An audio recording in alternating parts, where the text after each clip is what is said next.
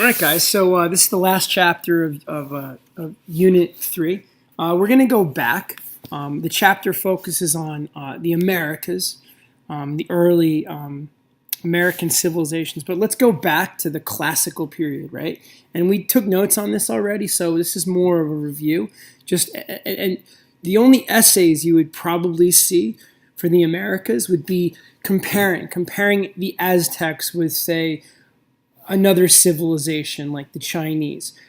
It's possible you might be asked to write about change and how these civilizations changed over time, especially the Moche, right? The Moche would be the early Inca civilization. So this might be important to remember. So the Moches were, again, early Inca societies, modern day Peru, and this is the classical civilization of the Incas. Their architecture, if you remember, they were known for their step pyramids. You're going to see that going forward with the Incas. They're going to be known for their structures, right? This is Huaca del Sol. Again, we've already talked about this, but again, a good example of some of these early engineering or architectural feats. Agriculture is going to be a common theme. Corn, beans. It doesn't matter if it's the Incas or the Aztecs. They're going to be growing the same foods. They're going to be using irrigation to help promote those those goods. The llama was very important early on and later on in Inca society, and that's going to be used for transporting goods. The wheel wasn't used in great, especially the Aztecs didn't use the wheel, so they relied on domesticated animals like the llama. Or the donkey, the horse. That's going to come much later on from Europe. So really, the llama is going to be the source of transportation for a lot of these different groups.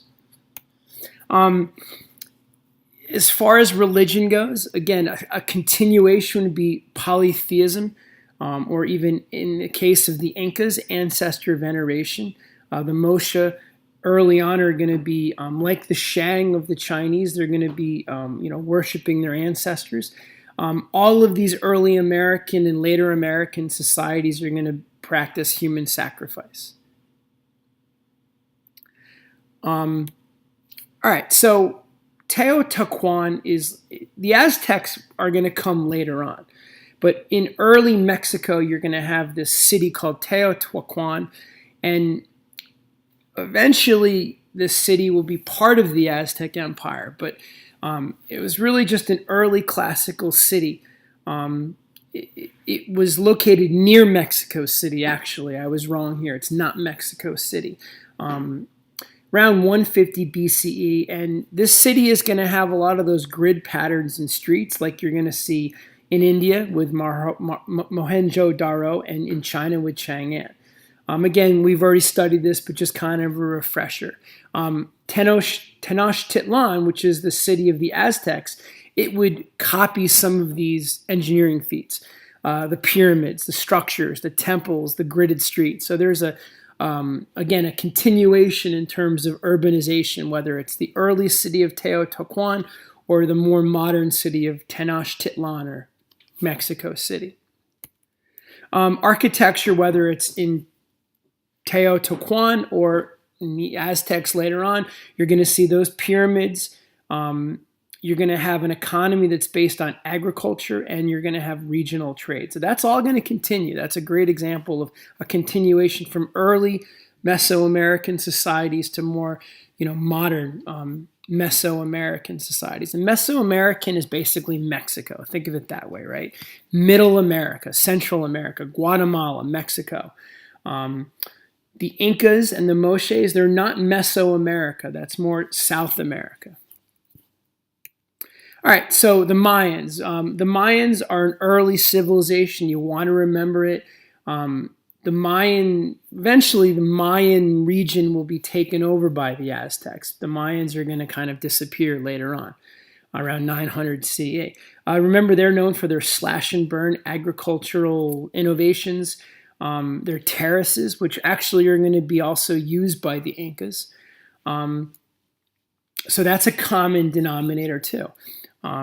Terraces are, we see the famous pictures of Machu Picchu in Peru, but terraces were used by all of these civilizations. Also, the three sister farming, that's going to be used by all these groups as well, but it's predominantly, something the Mayans developed, right? Don't forget that. That's a great example of agricultural innovation. Government, tribute. The Aztecs are also going to be using tribute like the Mayans, like the Chinese, like the Mongols. That's very important. The idea of divine right, or this dissension from God, was common to the Aztecs later on as well. So the Mayans and the Aztecs kind of, again, used that idea of the rulers where it was a theocracy. Rulers not only governed politically, but they were representatives of God. They also, they promoted the in this case, the polytheistic religion. And the religion, again, polytheistic. The ruler was the leader, but priests held great power as well. Mayan women could be priests and even gods. There were goddesses, female goddesses.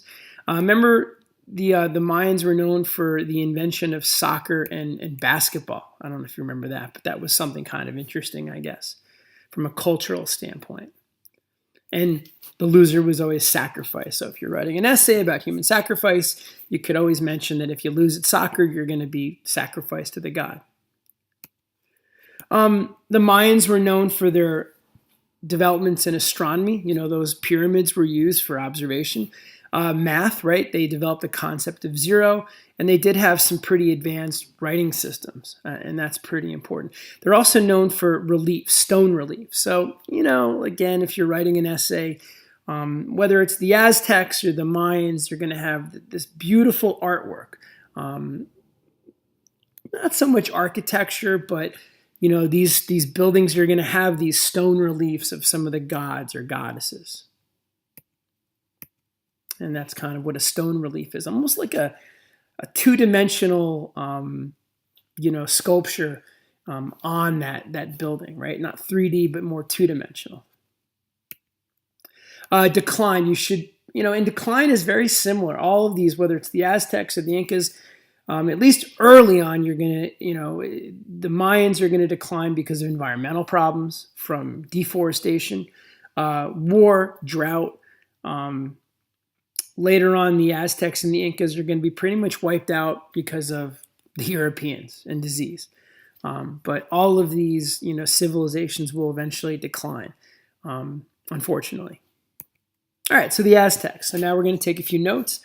So remember, the Mayans are here. The Aztecs are here. So you're going to see a lot of similarity. I guess I was wrong. I'm sorry. The Mayans do not become part of the Aztec Empire. I'm not sure what empire the Mayans. I think just small groups of people, but they're going to be separate. But you're going to see a lot of similarities, and I think that's what's important. A lot of similarities between the Aztecs and the Mayans. All right. So as far as government goes, definitely want to remember that the Aztecs, like the Mayans, believed in a tribute system. So if you were conquered, you had to provide tribute in the form of food, luxury goods. It's a great example of indirect governing. The Aztec Empire was not centralized, even though they had a ruler and a city. Pretty much, the Aztec Empire was based on small city-states. And that's important. Aztec families and warriors would often be moved to cities to maintain control. And an Aztec official would oversee the local officials, but this is not Tang China or Song China or the Byzantine Empire by any means, and that's important to remember. It was a theocracy. The emperor was also known as the Great Speaker, and he was considered the divine representative of the gods. And this is Montezuma, the famous Aztec emperor. The economy. Tenochtitlan is the major city. Today it would be Mexico City. Major urban trade center. Remember, you have to remember some of these major cities like Constantinople or Chang'an or Hangzhou. I'm trying to think of some others like Cairo and Baghdad, right? Tenochtitlan was the famous South American city. You're going to see temples and palaces there. From an agricultural standpoint, they're going to be growing maize, beans. They're going to innovate, and they're going to innovate with something called the floating garden or the chinapa. Definitely something to remember. Really, it allowed the Aztecs to grow more food, right? access water more readily. Pretty innovative if you think about it. They also used plant-animal fertilizer. They also had the same thing. They would dig ditches and they would have dams to control water supply, water flow. They traded as far north as California. That's important, right? They were traders. They were regional traders, and into the Caribbean and Gulf of Mexico. So they traveled. From an engineering standpoint, they were known for the Great Pyramid, a number of pyramids in this society. Also, they built causeways that would connect. Remember, Tenochtitlan was an island, actually, and they developed causeways to get to that city. These causeways would have small little bridges. They would also have dikes or dams that, again, would control the water flow in and out of the lake. So I think that's pretty unique to the Aztecs. Culturally speaking, like the Incas, like the Moshes, the Aztecs were polytheistic. They practiced human sacrifice. There was a political component too, is that they believed it demonstrated their greatness and power to other groups. So there was a dual purpose to obviously satisfy the gods, but to also show other regions and other empires their power and strength. They adopt a 365-day calendar from the Mayans, and they're also known for their pictographs, symbols used in writing. So they did have a fairly advanced writing system, pictographs. What I would remember mostly culturally, though, is the human sacrifice. Very important. And don't forget that political component, too. Social class, very similar to most civilizations. Obviously, there's the ruling class on top, the landowning nobles, followed by your educated elite, the scribes and healers. Traders and artisans are more in the middle, followed by peasants and soldiers, actually, kind of like Rome, right? And then slaves are at the bottom. Like all regions, they're usually war captives, debtors, or criminals, and they were often used in those sacrifices. Women had a fairly clear role. They were obviously farming. They were weaving clothing. That's why sometimes you'd have multiple wives, so there was polygamy. But interestingly, they were healers, they were merchants, and they were scribes. So there was a level of education that they could achieve. All right, decline. Because of their conquering ways and their forcing of tribute, there was a lot of resentment by the conquered people, and that would lead to revolt and mostly alliances.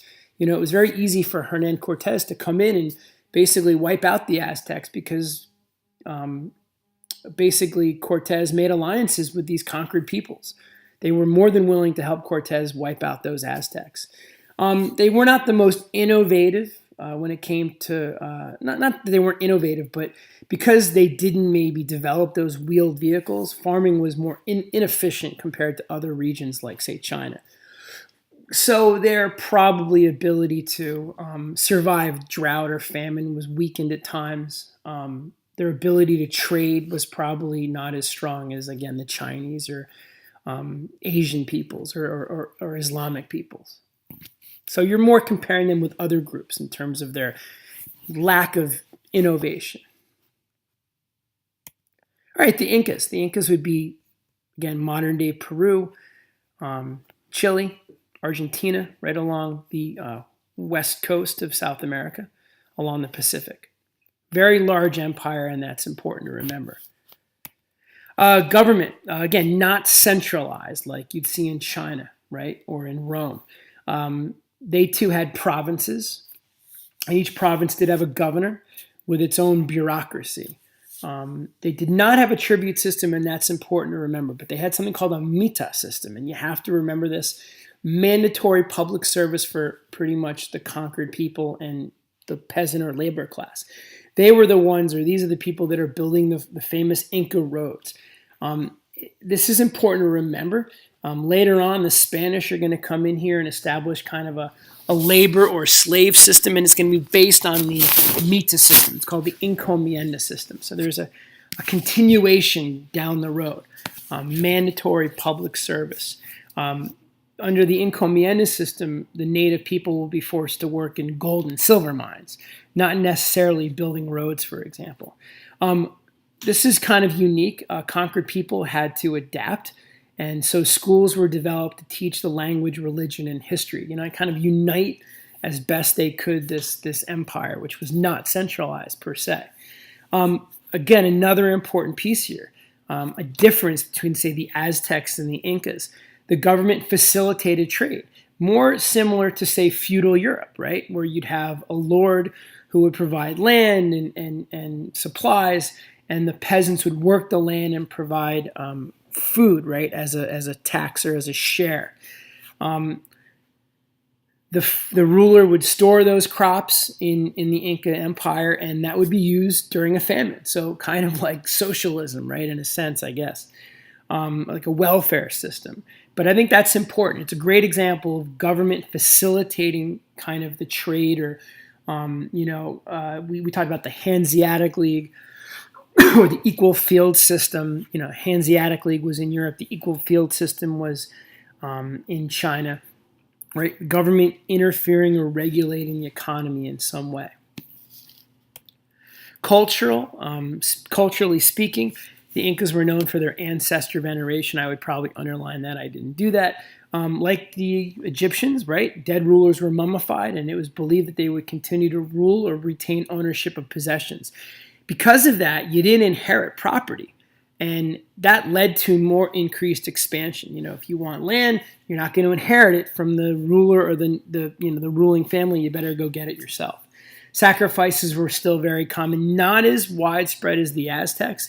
In fact, humans were only really sacrificed for serious events like plague, war, famine. More often than not, animals were probably sacrificed on a daily basis. Temples were very common, and priests were obviously a very important aspect of the society. They not only would obviously organize festivals, but they would diagnose illness, they would predict battle, and they would even solve crimes and determine, the sacrificial ceremonies. Animism is a kind of a new, I don't know if it's new or not, I forget if we've talked about it. It's a religion in a sense. You're going to see it in more, again, the early civilizations going back to the Paleo world, but the idea that the physical world had supernatural powers, especially animals, for example. A mountain or a plant or a bridge had these mystical or supernatural powers. You're not going to see that in China. You're not going to see that, obviously, in a Christian world. You're going to see it more in these, again, definitely going back to the Paleo world, right? Animism. I think we mentioned it probably going back to Unit 1. All right, the achievements. I would remember the terraces. This is Machu Picchu, a very famous world historical location in the Andes Mountains. You see the terraces right over here. They were also known, the Incas were known for these structures, these stone structures. That was unique to the Incas. Again, another example of those engineering feats. They were also known for road building. The Inca roads are Carpa Nan, like the Royal Road, right, going back to Persia, or the Silk Roads. Definitely an example of uniting an empire, facilitating trade. Not as extensive as the Silk Roads, but another example of kind of an early road system. Infrastructure, perhaps, right? Or again, something that facilitates trade or unites an empire. Unfortunately, the Spanish are going to use it to conquer the Inca Empire, so it worked to their disadvantage. All right, so decline.